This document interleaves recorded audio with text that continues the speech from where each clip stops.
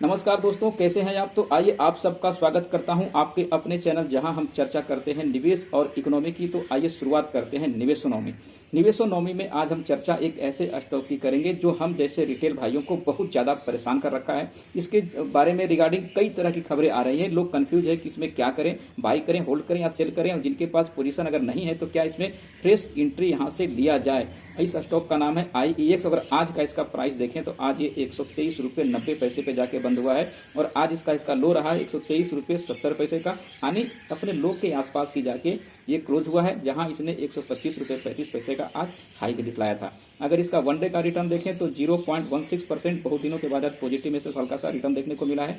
एक सप्ताह का जहां रिटर्न देखेंगे तो ये 3.25% का नेगेटिव रिटर्न दे रहा है। एक महीने में अगर देखें तो ये 1.83% के करीब नेगेटिव रिटर्न दे रहा है दोस्तों। वहीं अगर एक साल में देखें तो ये स्टॉक 24% के करीब गिरावट के साथ खड़ा है।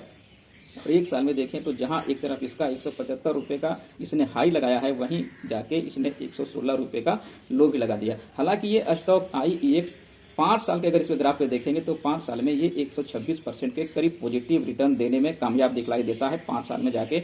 अगर वही इसका गोल्डन इरा है जब इसने 2019 में सितंबर के करीब 37 रुपये 35 पैसे का इसका लो था, और वही जाके वहां से ठीक 2 साल बाद यानी दिसंबर 2021 के आसपास इसने 318 रुपये 65 पैसे का हाई लगाया था।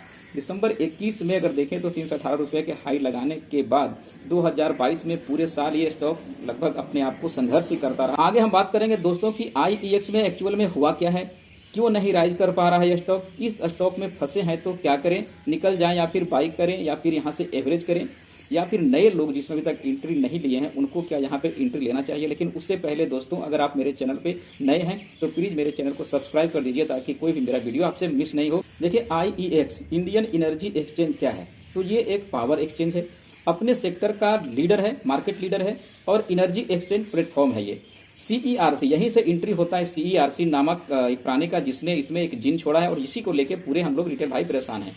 तो सेंट्रल इलेक्ट्रिसिटी रेगुलेटरी कमीशन, जिस तरह से अगर हमारे मार्केट को रेगुलेट कौन करता है तो सेबी करती है, बैंकों को रेगुलेट कौन करता है तो RBI करती है, तो उसी तरह से एनर्जी एक्सचेंज जो ट्रेडर हैं उनको रेगुलेट कौन करता है तो CERC यही करता है।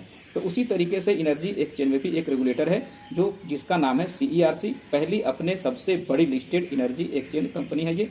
अगर हम बात करें तो इसमें क्या क्या ट्रेड होता है तो फिजिकल इलेक्ट्रिसिटी ट्रेड होता है, रिन्यूएबल इलेक्ट्रिसिटी ट्रेड होता है, एनर्जी स्विंग सर्टिफिकेट और ट्रेडिंग के लिए खास करके प्लेटफॉर्म प्रोवाइड करती है, उसी का नाम है CERC। देखिए आजकल के मॉडर्न एज में दिन प्रतिदिन इलेक्ट्रिसिटी की डिमांड बढ़ती जा रही है। ऐसे में इलेक्ट्रिसिटी प्रोड्यूस करने वाली कंपनी, डिस्ट्रीब्यूट करने वाली कंपनी और फिर खास करके इंड यूजर तक पहुंचाने वाली जो कंपनियां हैं सब अलग अलग होती है। हालांकि कुछ कंपनियां बड़ी है जो सारा काम खुद देखती है, पर ज्यादातर काम ये 3 तरह की कंपनियां मिलकर करती है। अब इस कंपनियां कौन कौन, जैसे Tata power, NTPC, Adani power, Adani grid, इस तरह की पावर कंपनियां हैं जो कहीं न कहीं पावर हम बनाती है और हम तक पहुंचाती है। यही सब कंपनियां मिलकर पावर का एक्सचेंज करती है। एक्सचेंज क्या होता है कि भाई अब जो पावर बनाने वाली कंपनियां हैं, मान लिया NTPC पावर बना रही है तो उसके पास कौन कंपनियां आएगी तो डिस्ट्रीब्यूट करने वाली कंपनी आएगी। जो कंपनियां डिस्ट्रीब्यूट करती है वो उससे खरीदेगी और बनाने वाली कंपनियां बेचेगी। तो जो बिजली बनाती है वो बेचती है और डिस्ट्रीब्यूट करने वाली कंपनियां उनसे बिजली खरीदती है और फिर उससे डिस्ट्रीब्यूटर कंपनियां जो होती है वो अपने इंड यूजर तक पहुंचाती है। और इस ट्रेड एग्जीक्यूट करने के बदले जो प्लेटफॉर्म प्रोवाइड करती है IEX, उसके बदले क्या करती है, अगर हम आज कहीं पे किसी भी डीमेट अकाउंट में अगर हम ट्रेडिंग करते हैं तो उसके बदले हम क्या करते हैं, हमें उसको कमीशन देना होता है, एक ब्रोकरेज काटती है। तो ठीक उसी तरीके से इन सब चीजों को ट्रेडिंग प्लेटफॉर्म देने के लिए IEX उनसे कमीशन वसूल करती है। दोस्तों वीडियो पूरा देखिएगा, मेरा दावा है इसके बाद आपको IEX को लेकर कोई कंफ्यूजन कहीं से नहीं होगा। जैसा हम जानते हैं, पहले बताया था कि IEX सेक्टर का लीडर है, तो इसके पास टोटल मार्केट शेयर का लगभग 88% से 90% ये मार्केट शेयर अपने पास रखती है। अब आप कहेंगे 88-90% था तो कोई बड़ी बात नहीं, क्योंकि इसके थोड़े से परसेंटेज जो इस तरह की न्यूज़ें आई है और कई तरह के एक्सचेंजेस जो बन गए हैं अब, तो उसमें इसका परसेंटेज थोड़ा सा गिरता हुआ दिखलाई दे रहा है। मार्केट कपलिंग, यहीं पे जो मैंने आपको कुछ देर पहले एक नाम लिया था ना, CERC यानी सेंट्रल इलेक्ट्रिसिटी रेगुलेटरी कमीशन, ये एक जिन लेके आए हैं मार्केट कपलिंग करके।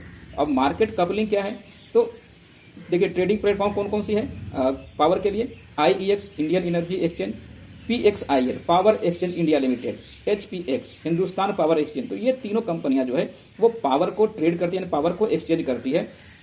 तो मार्केट कपलिंग जो आया है ना, वो उनका all the buy and sell orders from all the power exchanges which is aggregated and matched.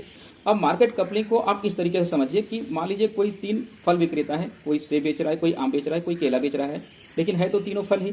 और जो मार्केट में बायर है उनको फल चाहिए, उनको चाहे केला चाहिए या सेब चाहिए, भाई फल चाहिए उनको।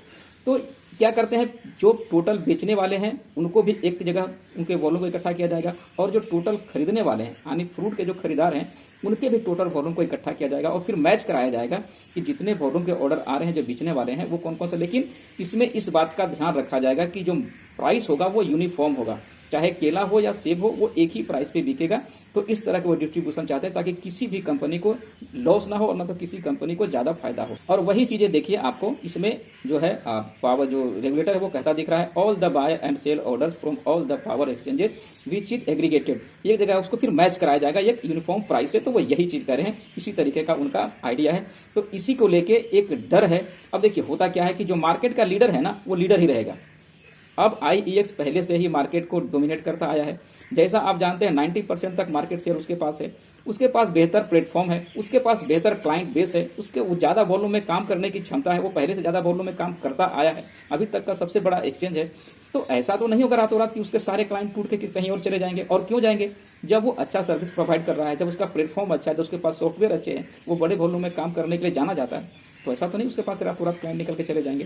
तो कुछ कंफ्यूजन की वजह से ये मार्केट कपलिंग लोगों को अच्छे तरीके से समझ में नहीं आ रहा है। तो कहीं ना कहीं एक लोगों में डर बना हुआ है कि IEX का जो है वो वॉल्यूम खत्म। हाँ, अब जब तीनों कंपनियां प्राइस डिस्ट्रीब्यूट होगी तो कहीं ना कहीं इसके जो रेवेन्यू जनरेशन था ना उसमें थोड़ा सा इसको फर्क पड़ने वाला है कि जहां ये अकेले राज कर रहा था, जहां ये डोमिनेट कर रहा था प्राइस को लेके, ऑब्वियसली ये बड़ी कंपनियां थी, इसके पास क्लाइंट भी ज्यादा थे, ये बड़े वॉल्यूम में काम करती थी, तो ये प्राइस को डोमिनेट करती थी। इसके पीछे बाकी जो दो है ना, PXIL और HPX, ये दोनों पावर कंपनियां इसके मतलब ये एक्सचेंजेस जो है वो इसके पीछे चलती थी, तो ये डोमिनेट। लेकिन अब क्या है कि सरकार के नहीं, अब बोल रहा है कि हम आपको एक यूनिफॉर्म सिविल कोड की तरह काम करना होगा, आपको एक यूनिफॉर्म प्राइस बेस पे आना होगा। तो इस तरह से ये काम करने वाले हैं।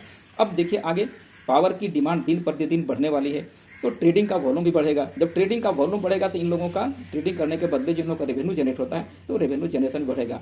लेकिन देखिए थोड़ा सा तो न्यूज के चलते इस पे प्रभाव पड़ा है, और नो डाउट जितना इसके रेवेन्यू में कमी नहीं आ रही है उतना हम लोग बोल बोल के ना इसके पीछे ज्यादा पागल हो रहे हैं। ऐसा इतना ज्यादा कुछ नहीं होने वाला है। ये पहले से ही मार्केट लीडर है और आगे भी ये मार्केट लीडर बनी रहेगी। तो मुझे लग रहा है अगर IEX में आपको अच्छे वैल्यूएशन पे मौका मिलता है, और खास करके इसका जो वैल्यूएशन अभी चल रहा है ये 125 तक का जो वैल्यूएशन है वो एंट्री करने के लिए अच्छा लेवल है। अगर आपके पोर्टफोलियो में नहीं है तो इस स्टॉक को जोड़ सकते हैं। हो सकता है आपको थोड़ा बहुत इसमें करेक्शन दिखे, पर अगर देखें लॉन्ग टर्म के लिए ये शेयर बहुत अच्छा है और पोर्टफोलियो में रखने लायक है। दोस्तों मेरा वीडियो मैं जो भी बनाता हूँ वो बस जानकारी पर्पज से बनाता हूँ। मैं आपको बताता चलूँ कि मैं किसी भी तरीके से सेबी का रजिस्टर्ड एडवाइजर नहीं हूँ। तो अगर आप किसी भी स्टॉक में या कहीं पे भी अगर स्टॉक मार्केट में आप निवेश करते हैं तो अपने एडवाइजर से एक बार सजेशन जरूर ले लेंगे। नमस्कार दोस्तों, धन्यवाद।